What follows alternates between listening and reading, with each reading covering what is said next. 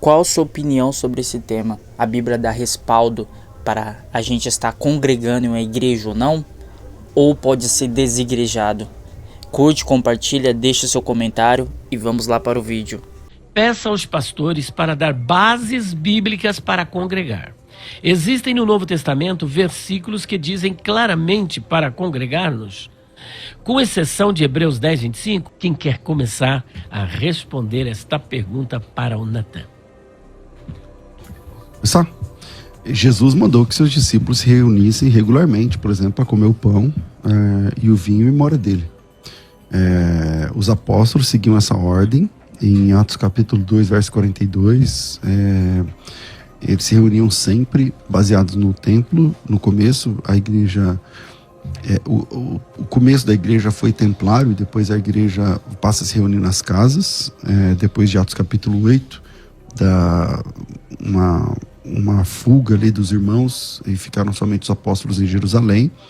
Em Coríntios capítulo 10, versículo 16, enfim, são muitos versículos falando que a igreja, sim, tem que se reunir. Essa história dos desigrejados, de que a igreja passa a ser institucional só depois de Constantino, isso é uma falácia muito grande, pastor Elias, porque quando aconteceu o Concílio de Nicéia, que inaugura esse namoro entre que é a cereja do bolo do Constantino e tudo mais, quem foi lá? Os bispos. Quem eram os bispos? Quem eram os presbíteros? Quem eram os diáconos? O que o Constantino tinha a ver com isso? Não tinha nada a ver com isso. Então, a instituição, igreja, na Bíblia já é organizada com pastores, presbíteros, diáconos, bispo, apóstolo, missionários e tudo mais. E isso não faz sentido se cada um for um crente avulso. Uma coisa que é importante, né? Por exemplo, a instrução do batismo não foi dada para a pessoa se batizar sozinha. Então, se não houvesse a necessidade de uma igreja enquanto um corpo identificável de discípulos de Cristo, que se reúnem em torno do Evangelho, a pessoa poderia se batizar sozinha. Ela dava um mergulho, pronto, estou batizado. Não, para ser batizado, alguém precisa te batizar. E o batismo tem muito esse sentido de você ser inserido também num corpo místico, numa comunidade, né? Os cristãos, desde o início da igreja, se reúnem numa assembleia. A palavra eclesia, né? Eclésia vem de assembleia. Então, não existe... acho que formatos e modelos podem ser discutidos, até porque o Novo Testamento não tem um regimento, né? Como um código condominial sobre como deve ser exatamente o culto, tudo certinho, né? Por isso que existem várias tradições, vários modelos. Mas dizer que a pessoa pode ser cristão sozinho, isso não tem base nenhuma no Novo Testamento. E sem contar que nas cartas de Paulo ele disse, olha, saudai fulano de tal e a igreja que está na sua casa. A igreja que está em Corinto, a igreja que está em Colosso, a igreja que está em Filipos. O que era? Era uma comunidade onde os crentes se reuniam. Quando Jesus ele vai enviar as cartas, ele envia cartas para 7 igrejas da Ásia. Então, existia sim um local. E era um costume, visto que nós somos o povo da Bíblia, então nós devemos seguir aquilo, o modelo da Bíblia. Então, o que os apóstolos faziam? Eles se reuniam nos templos e nas casas. Nos templos e nas casas. Então, aquela desculpa, não, eu só vou me reunir nas casas, eu não preciso de um local físico para eu me reunir. E não encontra amparo nas Escrituras Sagradas, porque o próprio Senhor Jesus, os apóstolos, sempre se reuniam no templo e nas casas. Tem mais uma coisa, por exemplo, o texto que o desigrejado mais gosta é Mateus 18, 20, que fala que quando tiver 2 ou 3 reunidos, aí estou eu no meio deles, então eu não preciso de nada se tiver 2 ou 3. Só que esses 2 ou 3 que Jesus menciona, são 2 ou 3 que estão ali para ganhar o irmão faltoso diante da comunidade cristã. Exatamente. Entendeu? Então, há uma inversão aí. Não, ali Jesus... Eram 2 ou 3 reunidos para preservar a comunidade. Exatamente. Lá em Mateus capítulo 18, que é o texto, eles sempre citam o versículo de número 20, né? Mas lá começa no 15 a perícope. Ele fala assim, ó, se o teu irmão pecar contra ti, vai arguir entre ti e ele só, se ele se arrepender, ganhar teu irmão, se não te ouvir, leva consigo 2 outras pessoas pessoas, para que pelo depoimento de 3 toda a palavra se estabeleça. Se ele não resolver, então você apresenta isso para a igreja. Se ele recusar, se ouvir a igreja institucional, o grupo, então considera como gentio publicano. Aí no versículo 20 ele fala, porque não tiver 2 ou 3 reunidos. Quer dizer, ele esquece de ler esse antes. próprio texto, o contexto imediatíssimo do assunto, está mostrando ali um povo organizado, com liderança, onde uma pessoa errou e tem de ser repreendida pelo grupo, pelo colegiado. Quer dizer, então é muito fácil mostrar que Jesus mandou se reunir, é muito fácil. Muito bem, nós temos áudios, vamos para o primeiro áudio do WhatsApp. Bom dia, eu sou o André aqui do Rio Grande do Sul. E sim, uma pessoa que não faz parte de nenhuma denominação faz parte sim do corpo de Cristo.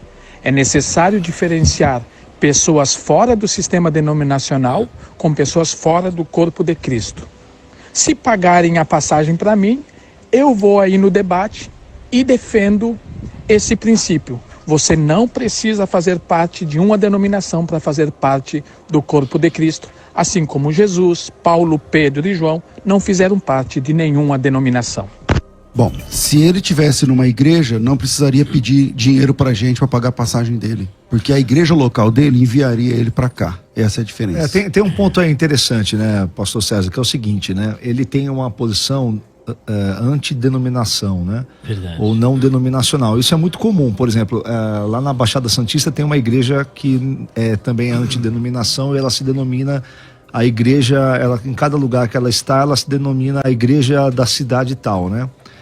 Mas é uma denominação. Então, é uma denominação, acaba sendo, quando a pessoa diz assim, olha, que nem esse irmão aí, ele diz assim, olha, o sistema, né, é muito utilizado esse termo, né, ele é um conceito completamente sem qualquer fundamento. Por quê? Não existe nada sem sistema na realidade, não existe, só espíritos não tem corpo, não tem modelo, não tem estrutura. Tudo que nós fazemos tem alguma estrutura. Eu entendo a posição da pessoa, e eu lido com isso diariamente.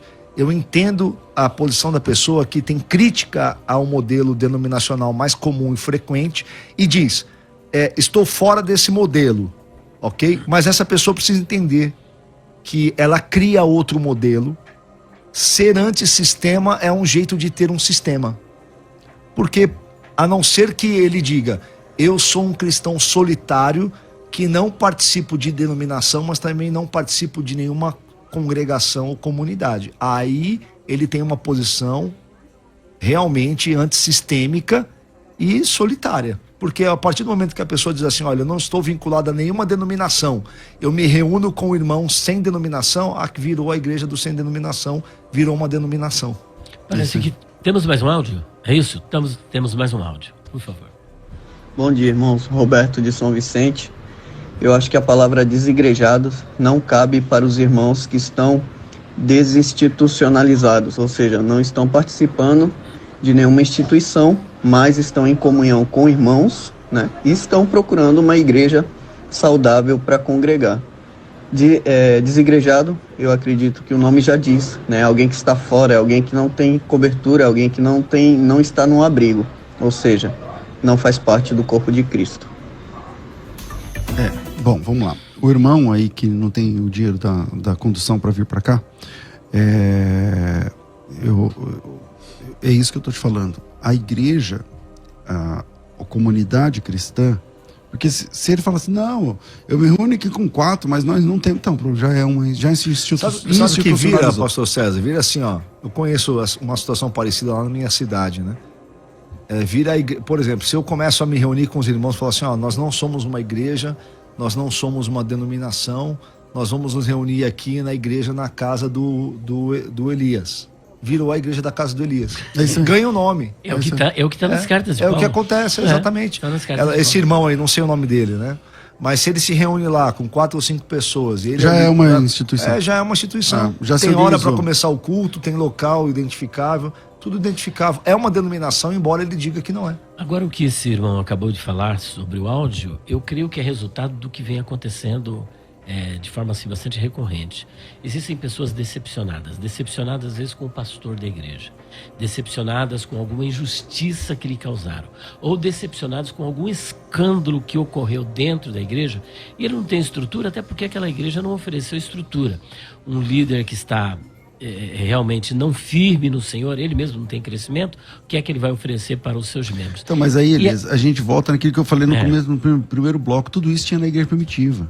Não digo caracterizar essa pessoa, taxá-la como desigrejado, o fato dela ter saído daquela igreja, está procurando... Não, não é um desigrejado. Não, isso não é um desigrejado. Agora existem aqueles, por exemplo, o pessoal da teologia reversa, foram da Assembleia de Deus ou foram batista, hoje estão militando contra a palavra de Deus, lutando contra Cristo, contra a revelação bíblica. É o desigrejado que é contra, radicalmente contra a igreja e contra Deus. Aí eu aposto, Aí o inimigo da cruz também sempre teve, entende? Então, só que as pessoas, se você falar isso pra ele fica ofendido.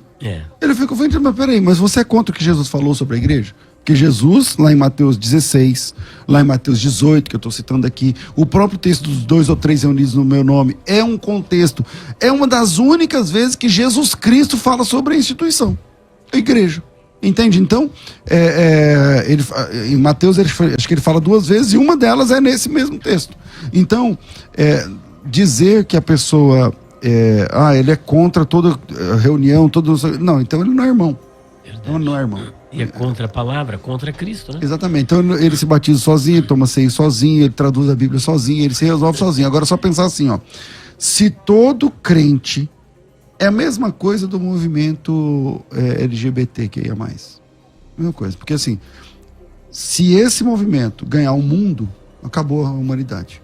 Dentro de pouco tempo. Não, acabou a humanidade. Ninguém não se procria. Entendeu? É a mesma coisa o desigrejado. Se esse cara que ele chamou aí, que falou que se a gente pagar, dá o dinheiro para ele, ele vem. Tá, se todo crente no mundo for igual a ele, acabou a igreja.